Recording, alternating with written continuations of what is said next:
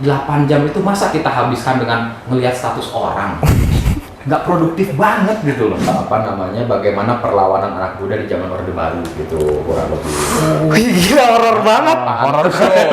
Gak tahu. Ini ASN inspiratif gondrong. HP hilang aja udah stres duluan. Iya, Misalnya iya, nih iya. kita jalan kemana, HP ketinggalan di kosan, stres.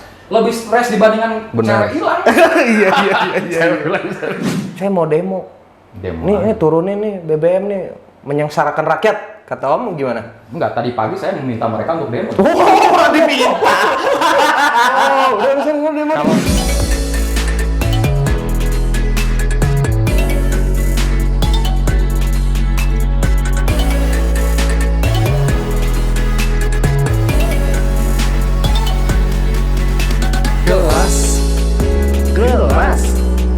Gelas. Oh, gelas.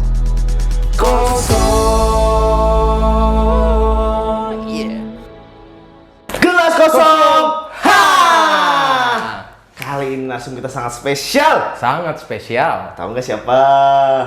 Pernah masuk TV kayaknya. Gelas. Ya. Parah. Di mana sih itu? Mata Najwa, coy. Mbak Mata Najwa ya? Muter. Mata Najwa udah ngundang, gelas kosong juga ngundang dong. Kita spill sedikit ya, Iya. kita present sedikit. Jadi beliau ini seorang ASN, inspiratif. Inspiratif. Ya kan? Penulis, terus Pendiri Moli. ya kan? Terus Forum TBM. Forum TBM yang udah disahkan oleh Presiden langsung. Yoi. Penasaran kan sama kisah-kisahnya beliau? Ini murid-muridnya yang dari Untirta. Oh iya, dosen ya, dosen dosen. Untirta. Kita sebut saja langsung ya. Iya. Kang Firman Venayaksa. Kang, apa kabar? jadi Kang? alhamdulillah. Alhamdulillah. Baik. Senang banget saya di sini. Kita ya. Akhirnya. Setelah sekian lama ya. Sekian lama. Iya kan, akhirnya bisa mampir ke gelas kosong. Iya. Nah, Kang, mungkin banyak nih yang penasaran. Kok Akang bisa sih punya inspiratif seperti itu, punya Moli. Forum TBM, Iya. pendiri Moli, ASN inspiratif. Itu emang Akang ngegerakinnya itu seperti apa sih, Kang? Nggak tahu saya juga. Nggak tahu, toto dipilih ya. Kan horor. Aduh. Saya mulai dari mana ya? Yang jelas sebetulnya gini.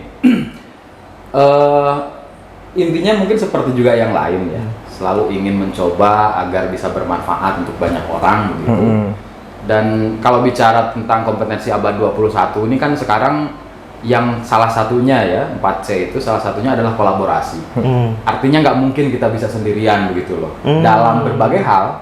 Jadi di kampus ya saya mencoba bergerak dengan teman-teman mahasiswa, di komunitas ya karena memang dari awal saya di Rumah Dunia dengan Mas Sulagong gitu ya, dengan teman-teman yang setiap saat ya urusannya juga urusan buku, nggak jauh-jauh dari situ.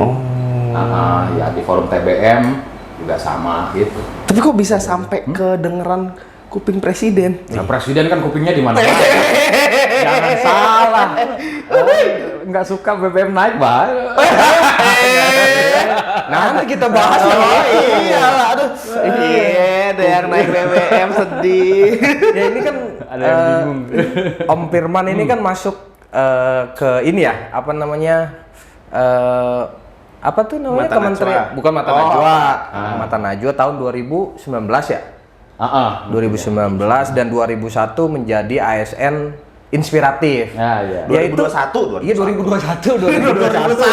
Lama amat ya kan, baru kemarin. Itu kok bisa gitu Kang bisa masuk terpilih Kang Firman itu apa sih yang mereka iniin? ASN inspiratif dulu nih. Iya. Jadi itu kegiatan tahunan dari Menpan RB. Jadi PNS atau ASN itu ngumpulnya itu Menpan RB itu tanggung jawabnya. Oh yang almarhum ya? Pak Cahyo Kumolo. Iya, Pak Cahyo ya. Oh iya. Nah, jadi tiap tahun mereka itu mencari sosok ASN yang tidak hanya bekerja sebagai ASN tok begitu. Tapi juga ada pekerjaan lain yang mencoba untuk membackup memfasilitasi masyarakat kurang lebih begitu. Nah, jadi saya terus terang aja didorong oleh teman-teman gitu ya. Coba dong ikutan daftar. ada yang mendaftarin dan seterusnya, ya sudah saya Iya. coba terlibat. Jadi tidak hanya ASN inspiratif, kategorinya ada 4. Ada The Future Leader. Oh iya, jadi Future anak Leader. yang ASN di bawah 35 tahun. Oh berarti Oma nggak masuk. nggak masuk. Dari Urusan usia nggak masuk ya? Ini Ketebak agak deh. ngeri nih. Ketebak lu sih ketahuan jadi ya. Ketahuan jadi. Bahaya nih. Padahal berusaha melawan. Iya. Berusaha melawan waktu loh. Menolak tua cuy. Menolak tua padahal. Iya, aduh. Tetap aja nggak bisa. Terus apalagi ya, kategorinya itu ASN dalam konteks misalnya dia pejabat gitu, tetapi juga penuh dengan dedikasi kayak gitu lah. Jadi ada beberapa kategori. Nah, saya kebagian ASN inspiratif, saya mencoba Iya. di situ karena disebut sebagai pejabat tingkat tinggi juga enggak. Masuk future leader udah. Iya tua. udah tua. Tapi muka tetap muda ya. Akhirnya Jiwa masuknya muda. ke situ. Oh iya. Ternyata di situ paling banyak Paling banyak. yang daftar itu lebih dari 1.500 orang. Wow. 1.500 orang. Jadi awalnya stres juga, nih gimana ceritanya. 1 lawan 1.000. 1.000 banding 1. Yang lain itu hanya 80-an gitu ya. 500 paling banter tuh. Nah, ASN inspiratif ternyata banyak ASN kita yang memang mungkin ya punya dedikasi lebih gitu. terhadap masyarakat ya? Yang daftar itu sampai di atas 1.500 orang. Nah, itu terus gitu ya, ada fasenya. Seleksi. Terus sampai 24 besar, 10 besar kayak gitu-gitulah. Oh. Jadi sekitar 6 bulanan. Perjalanan seleksi itu ya lama juga. Repot lama nggak itu banget. sih? Kang repot ya? Buat Repot ngurus sebetulnya. ini, ngurus itu. Betul. Urusan administratifnya dulu, Iya. terus kita CV kita kumpulin, terus ya di media-media pernah dimuat di ABCD gitu ya. Itu juga menjadi bagian profiling yang mereka baca. Ya mungkin kebetulan saya termasuk yang di media masa lumayan banyak juga gitu ya, karena ya ada Rumah Dunia, Forum TBM, Motor Literasi. Tapi yang memang gak jauh-jauh dari dunia itu. Oh, berarti Gitu. yang Kang Firman lakuin supaya terpilih jadi ASN inspiratif itu di bidang apa? Literasi? Literasi. Oh, apa yang Kang Firman lakuin? Ya itu, jadi saya misalnya di perguruan tinggi mencoba untuk memantik anak-anak. Misalnya kalau ada kegiatan anak mahasiswa baru nih, ini gimana caranya kita nggak hanya sekedar ngerjain mahasiswa baru gitu yang kemarin Perpeloncoan lah ya. Rame. Iya. 10 Nah, jadi dulu beberapa kali sempat gitu. Jadi anak-anak mahasiswa yang baru itu menyumbang buku. Gitu. Makanya waktu 2017 apa ya, Mbak Nana mau datang tuh ke Unita karena bahasanya teman-teman Presma kami siap untuk menyumbang buku gitu. Satu orang satu. Nah, Joseph seneng banget tuh, makanya mau datang dia. Jadi waktu itu ada lebih dari 5.000-an buku yang kemudian kita coba share ke taman bacaan. Oh, dulu Mbak Nana mah ini ya, Kang, Duta Duta Baca. Baca Indonesia itu Betul. ya? Iya. Duta Baca. Kang Firman keren banget tuh anak-anak Untirta gitu. Wah, tentu saja. Oh iya. Itu ngumpul. Itu di kampus ya. Kalau di komunitas ya jauh sebelum ini memang saya di dunia literasi. Karena memang juga penulis gitu ya. Lalu senang membuat taman bacaan di beberapa tempat. Ya kurang lebih seperti itu. Nggak jauh dari situ sih. Kalau saya lihat sih ini persoalan konsistensi saja ya. Karena tidak semua orang ketika masuk atau terjun pada satu bidang tertentu itu konsistensinya kadang-kadang ya baru 1-2 bulan balik kanan gitu karena lelah banget kan jadi relawan siapa Capek yang lah, bayar. Tapi menarik Gitu. ya. Kenapa dari segala banyak kegiatan, mungkin itu kan Kang Firman hobinya dari kecil kali ya, membaca ya. Iya. Nah, kenapa Kang Firman lebih memilih di dunia literasi? Ya. Begini, saya kira ini persoalan besar di negeri ini yang kadang-kadang tidak kita anggap sebagai sesuatu yang luar biasa besar adalah literasi. Jadi coba dicek saja di Google gitu ya. Kita itu ranking berapa sih dari sekian negara misalnya gitu. Kemarin di 2018 PISA mengeluarkan semacam assessment lah sedunia gitu. Indonesia itu selalu berada di ranking paling bawah Untuk minat baca. untuk persoalan literasinya. Dan itu setiap 3-4 tahun sekali tuh selalu begitu. Gitu ya. Tetapi banyak orang yang tidak menganggap itu sebagai sesuatu yang luar biasa, gila. Seharusnya itu menjadi masalah yang besar Padahal gitu masalah ya. besar karena kaitan literasi itu dengan SDM, Iya. dengan SDM Benar. Indonesia begitu ya. Anda bisa bayangkan kalau misalnya kita di bawah terus dari si SDM-nya, sementara bonus demografi ke depan itu 75%-an anak-anak muda Iya. gitu. Gen Z. Jet milenial. Nah, maka saya kira ya perlu ada juga orang-orang yang peduli dengan dunia literasi. Kalau bencana alam itu kan orang-orang wah senang sekali jadi relawan gitu ya. Bahkan udah nyampe sana selfie. Itu ada jenajah. Cuman kalau yang bencana alam itu kan ada durasi waktu tertentu. Iya. Mungkin ya 1 bulan tuh demam, rame lah gitu ya. Nah, kalau bencana sosial seperti literasi, saya menyebutnya bencana sosial. Itu nggak terasa bahwa kita ini sedang bencana. Itu problemnya awalnya di situ. Kalau bencana alam semua orang merasa, semua orang punya empati gitu ya. Di perempatan ada yang ayo Galang dana, penggalangan dana untuk bencana alam misalnya begitu. Literasi agak berat. Apa berarti harus viral dulu apa gimana? Ya itu mindset sekarang. Iya kan sekarang kan harus viral baru terangkat. Kalau terekspos. literasi tidak seperti kita makan cabai langsung terasa. Problemnya ada di situ. Jadi perlu budaya baca. Makanya bahasanya itu sebetulnya ke budaya bacanya. Iya. Jadi reading habitnya yang harus kita munculkan, dan itu perlu waktu yang konsisten itu tadi.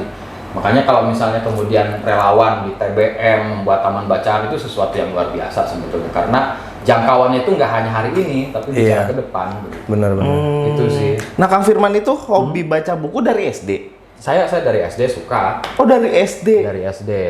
Oh. Majalah Bobo apa ya kayak Oh iya, gitu Bobo dulu zaman dulu ya, Bu. Iya, Wiro Sableng mungkin ya. SMP Wiro Sableng. Oh iya, Wiro Wiro Sableng. Tapi dimarahin sama orang tua. Iya. Ini kamu kok bacaannya Wiro Sableng? Serius? Iya. Bapak terutama. Padahal bapak nggak terlalu suka baca. Bahaya. Jadi waktu itu ya sambil di belakang layar HP baca. Lu baca apa? Petruk itu ya? Petruk ya? Petruk Gareng. Gareng ya? Semar. Itu kan legend banget. Iya. Nah, tapi saat Kang Firman ngebaca itu apa sih yang Kang Firman rasain? Karena kan banyak orang nggak minat baca, males lah baca. Iya. Enakan Sastra memberikan pilihan hidup. Kalau saya ya, jadi lebih berwarna gitu. Jadi ada pilihan-pilihan yang kita itu ketika masuk dalam dunia sastra, oh ternyata pilihan itu nggak 1, 2 gitu, banyak sekali, berwarna sekali. Kemudian yang kedua, kalaupun misalkan ada tokoh antagonis atau apa, kita nggak perlu menjadi antagonis untuk tahu bahwa karakter tokoh antagonis itu bermasalah, misalnya begitu. Jadi banyak cermin yang bisa kita ambil, yang bisa kita lihat dari karya sastra misalnya. Dan kemudian yang lainnya ya hiburan. Kalau saya ya membaca novel, membaca karya sastra itu hiburan.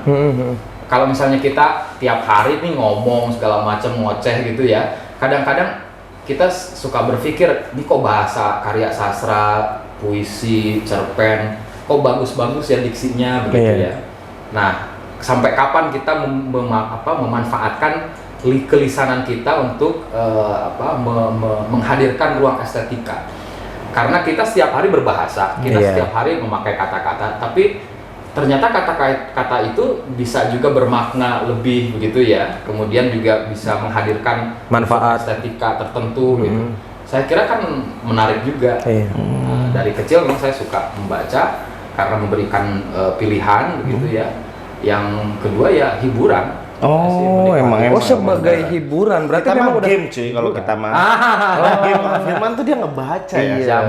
Zaman saya ya hiburan itu baca. Baca cuy. Dan mungkin zaman-zaman di 80-an ke bawah ya karya sastra, novel-novel hiburan memang betul-betul jadi oase.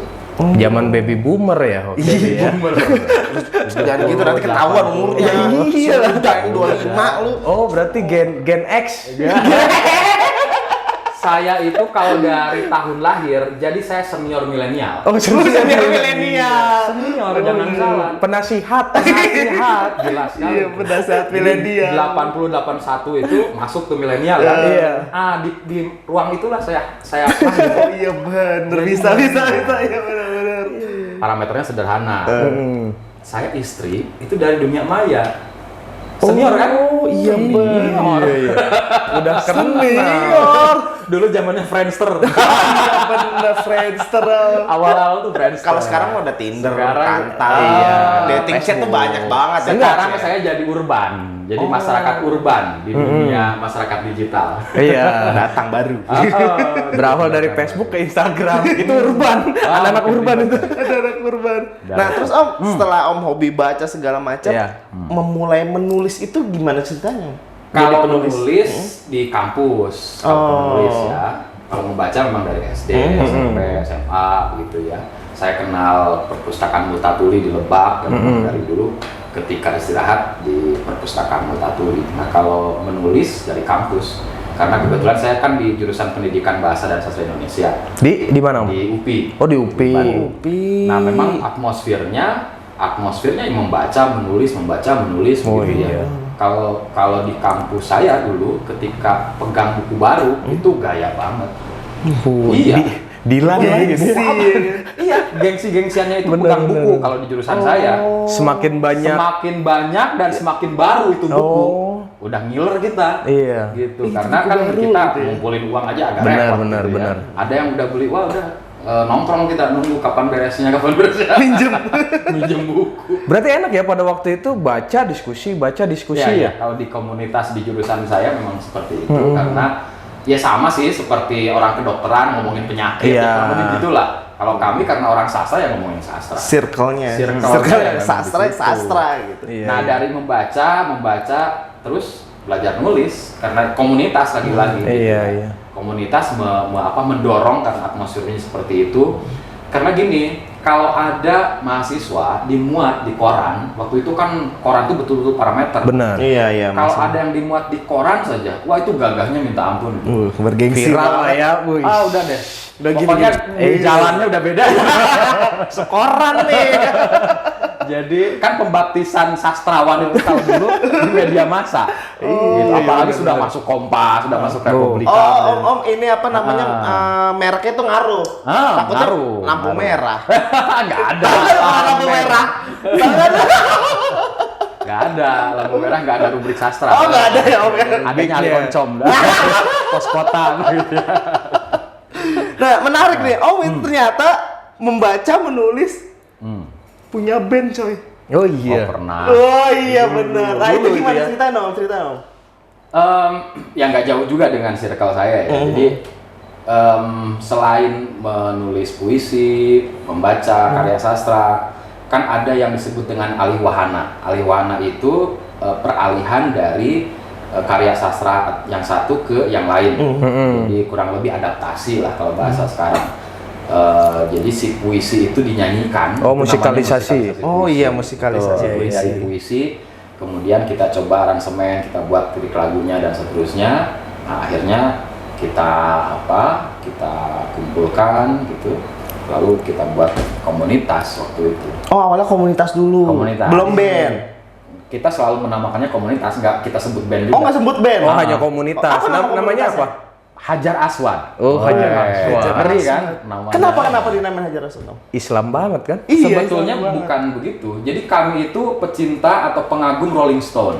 Jadi kurang lebih ketika buat grup itu apa ya yang ada batunya yang kuat, yang kokoh gitu.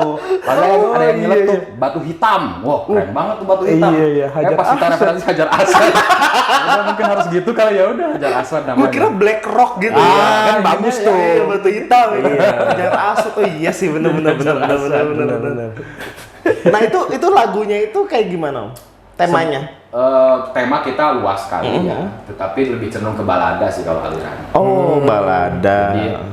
Jadi gabungan jurusan sastra dengan seni musik. Seni musik. Gabung gitu, ada 9 orang. Iya. Pemainnya 9 orang, jadi satu RT. 9 orang, Om? 9 orang. Oh, banyak juga ya. Lumayan ya. Tapi udah sempat masuk dapur rekaman atau apa gitu? Sudah Udah pernah, Om? Sudah pernah. Oh, sudah pernah. Iya. Tapi kan urusan takdir ya. Tuhan berkata lain. Komunitas kampus lah. Oh. Udah di akhir-akhir orang-orang mulai Semester, sarjana apa iya. segala macam bubar. gua jadi saat di kampus itu semangatnya sampai dapur rekaman. Iya. Berarti apa? Judulnya apa aja yang udah ada di platform-platform, Om? Sabda Pengembara. Enggak sempat kita belum sempat kita Belum publish. Publish belum. Kenapa, Om? Ya memang mungkin juga karena teman sudah ini ya bubar gitu. Jadi kayak nggak ada Soulnya karya lagi. nggak bertuah tuh. Nggak jelas siapa Jiwanya yang udah nggak punya ada gitu. yang punya karya itu gitu. Karena kita sudah lepas, jadi ya di set ke teman-teman aja biasanya. Oh, iya. Tapi ada pengalaman menarik nggak sih, Om, selama di Hajar Aswad itu, Om? Namanya komunitas musik ya, saya kira ya suka dukanya banyak. Seperti juga teman-teman band pada umumnya begitu. Yang paling sulit ya sekali lagi urusan konsistensi itu. Iya. Latihan itu kita itu kalau latihan karena memang anak musik, anak sastra ya sampai subuh begitu. Tiap hari itu ya. Hampir tiap hari. Namanya dulu gedung Pentagon.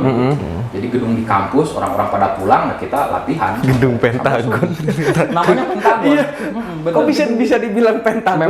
Memang tempatnya ya penta. Oh, Memang iya, Pentagon. Nah, itu tempat kami biasa ngumpul. Ya ketika buat lagu itu ya rame lah pasti. Aransemen kayak gitu-gitu pasti rame. Rame dalam artian penuh dialog. Iya. Kenapa? Karena memang dimulai dari teks puisi. Jadi kita harus baca dulu puisinya, harus paham dulu begitu. Jadi nggak bisa ketika ini puisinya ada langsung kita gembreng-gembreng, nggak bisa. Oh, Jadi diinin diskusi dulu. dulu 9 orang itu. Baru dituangin ke musiknya. Jadi karena anak musik nggak baca sastra kan, Iya. kurang lebih gitu ya. Nah, anak musik itu mencoba memahami puisi versi mereka. Begitupun saya ketika ini udah jadi nih musiknya kayak gini, ya saya juga harus belajar paham bagaimana bermusik gitu. Jadi di situ aja kita udah banyak belajar kolaborasi ya, bagaimana orang musik juga belajar paham sastra, orang sastra belajar musik gitu. Ya di situ uniknya Hajar Aswad waktu itu. Pada waktu itu Om jadi apa? Gitaris sama vokal. Oh, Bang Roma. Tapi nggak buntu ya, Oh, gitar buntu gitu. Kan harusnya buntu. Gitu. Kemarin demam Roma ya. Iya. Habis ada Roma di Serang. Ramai banget. Nah, terus Om itu saat udah pokoknya bikin band segala macam sampai lulus, kok bisa dipanggil Mata Najwa itu gimana ceritanya, Om? Oh, Mata Najwa.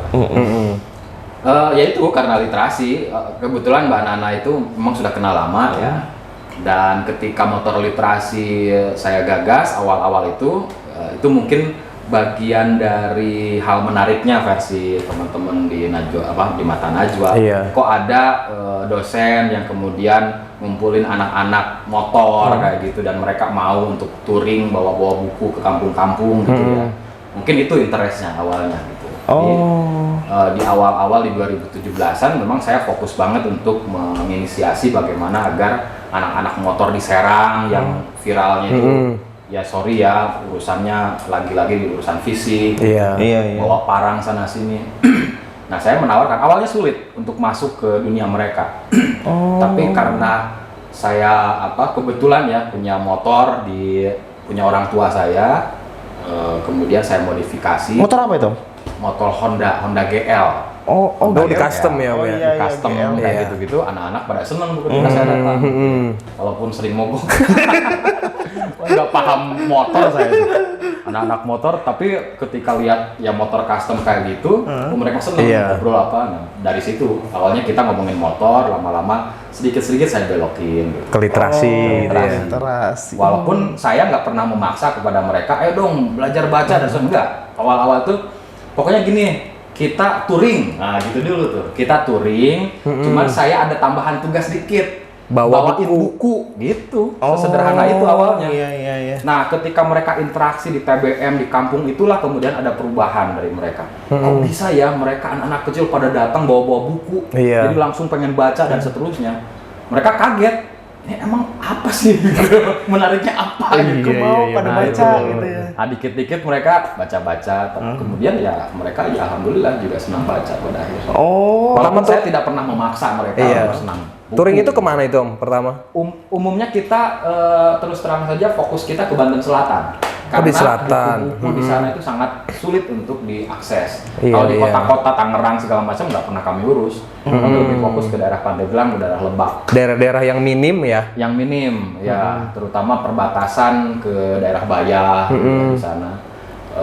Beberapa kampung adat gitu yang memang sangat welcome, mereka senang banget. Malah daerah situ minat bacanya tinggi ya, cuy. Iya ya. Cukup bagus. Ih, keren juga. Jangan-jangan mungkin karena nggak banyak mereka nggak banyak punya HP kali ya. Iya, makanya minat bacanya masih tinggi banget ya. Bercanda, Dibandingkan bercanda. kota mah udah, aduh dikit banget ya minat baca. Tinggal download, tinggal ada e-book Iya, atau apa gitu kan. Kita baca udah tinggal baca caption sekarang hobinya. Iya, bukan baca buku lagi, baca caption ya kan. Tapi memang sekarang itu ya, jadi kalau saya membandingkan, ya sorry karena saya produk lama mungkin. Masih muda. Jadi bisa sedikit membandingkan. Gitu. Kami selalu berpikir menganggap bahwa dulu itu memang zaman kegelapan, dalam artian cari buku itu sulit banget. Oh. Saya mau buat skripsi nih di Bandung, saya butuh ABCD referensi, saya tahu buku ini, tapi di mana saya nyarinya gitu, harus Itu ke susah. Jakarta. Iya. Jadi kita bener-bener hunting, Bener-bener. gitu. Bahasanya itu hunting buku.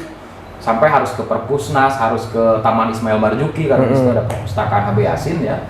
Jadi sampai nginep di masjid, nyarinya juga penuh dengan kesabaran gitu ya, nungguin gitu. Ini buku ini ada nggak, sebentar mas, cari beberapa jam. Karena gitu. banyak ya. Iya, dan manual kan, Iya. waktu itu masih manual. Tetapi kami selalu berusaha di balik kegelapan itu mencari center gitu. Walaupun ya gelap, tapi ya masih bisa kelihatan lah gitu ya.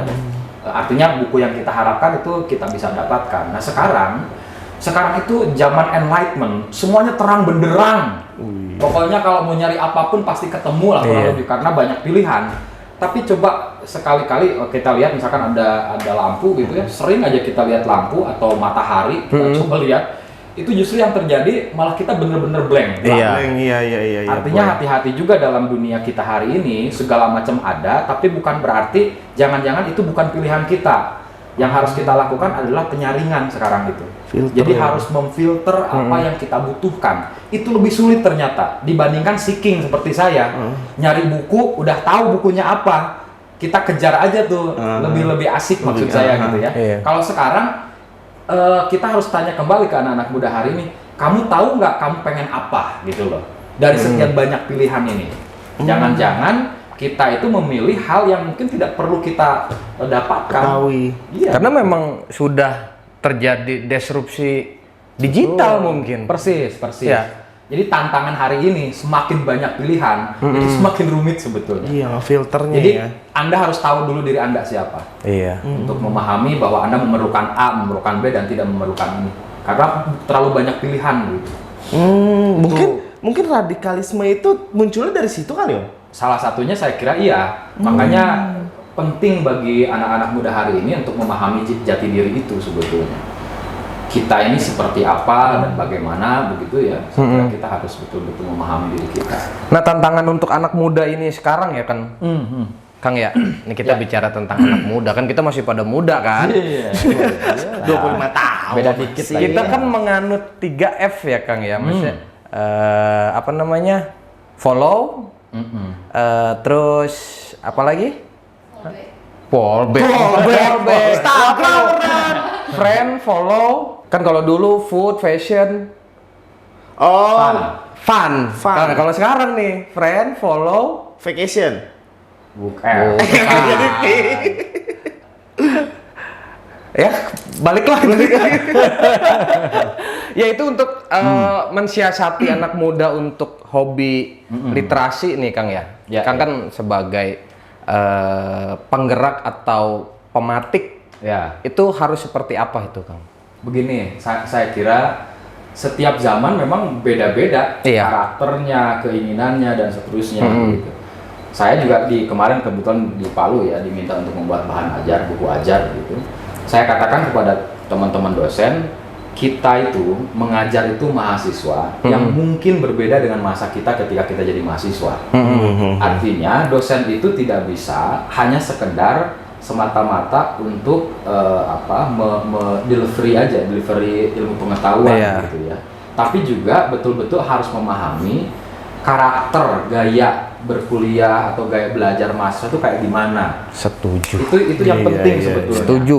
Jadi kan sekarang ini kalau apalagi kalau bicara merdeka belajar begitu ya, Iya. justru si mahasiswa yang harusnya memahami kira-kira apa sih yang ingin saya pelajari. Nah, jadi dosen itu bahasa sekarang itu bukan hanya semata-mata dosen sebagai sumber ilmu pengetahuan, tapi mereka harusnya menjadi semacam fasilitator agar si mahasiswa itu bisa ngasih jalan lah. Ini kayak gini nih baiknya. Iya. Nah, terkait dengan literasi, saya tidak memposisikan HP itu sebagai ancaman kalau saya, ya. Karena apa?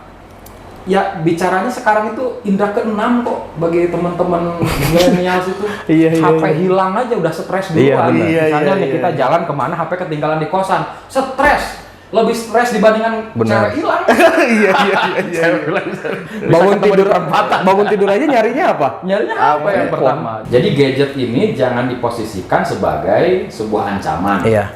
Karena ya itu tadi bicaranya terkait dengan indra keenam ya, versi anak muda.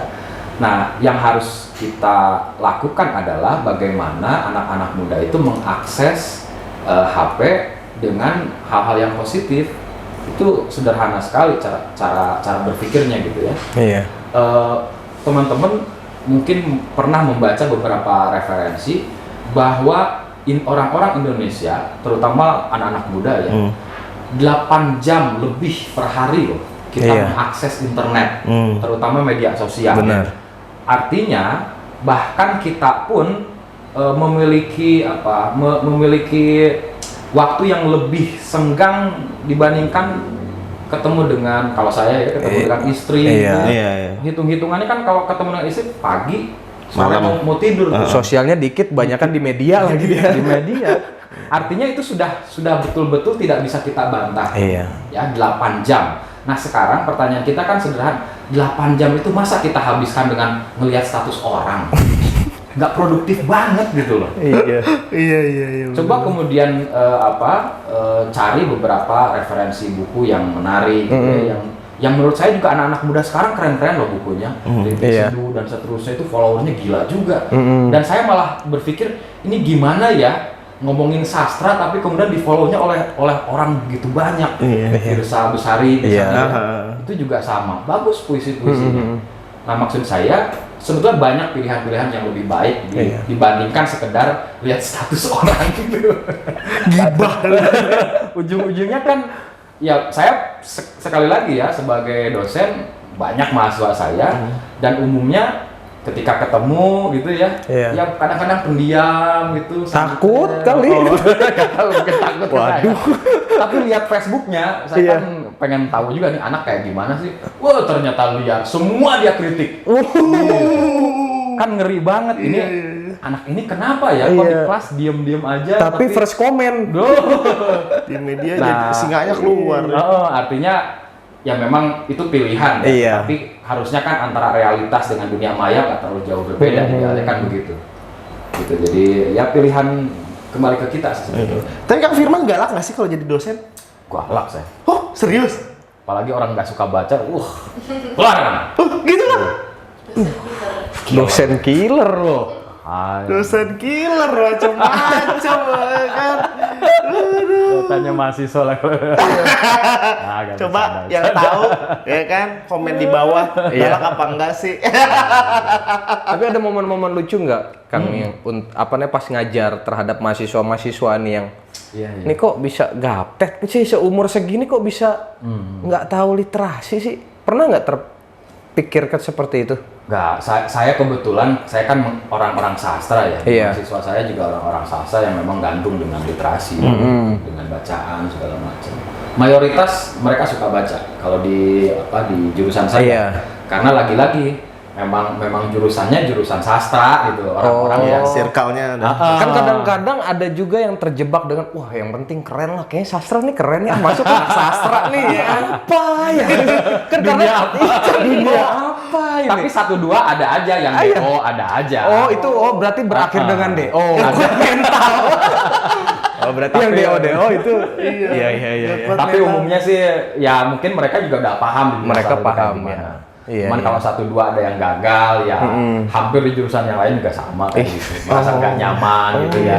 Nyari jurusan lain ya selalu ada. Kan banyak ya pada zaman saya itu banyak yang terjerembab terhadap jurusan yang salah gitu. Iya, Ini iya. apa ini? Jangan sampai terjebak makanya. Harus sesuai passion. Ah, Ya kan lebih pakai hati cuy kalau sesuai Iyalah. passion. Benar. Kita ada sesi People asking.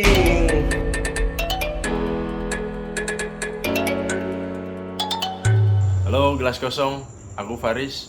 Aku mau nanya nih buat narsum hari ini, Kang Firman Venayaksa.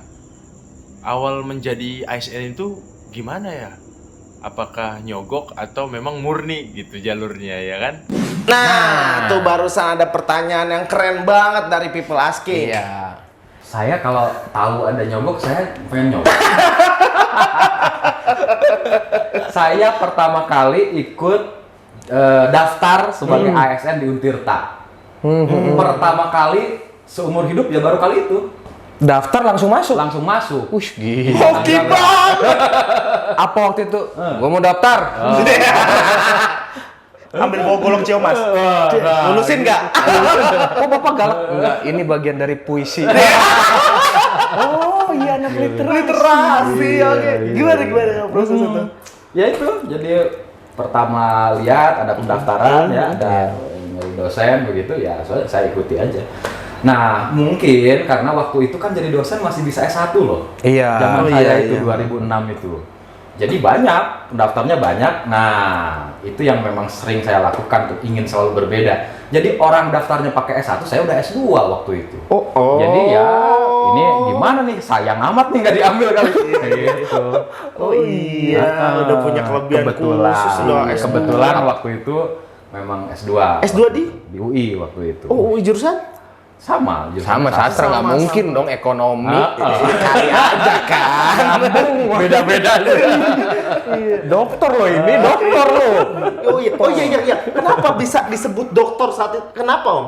Momen apa yang Om pernah ambil? S1, S2, S3 saya memang lebih ke sastra Iya. ya, ilmu budaya. S3 saya dari Unpad. Kalau temuan dalam konteks ini disertasi, saya memang lebih ke youth culture, lebih ke anak-anak muda. Jadi penelitian saya tentang bagaimana perlawanan anak muda di zaman Orde Baru gitu, kurang lebih. Wih, gila horor banget. Horor show.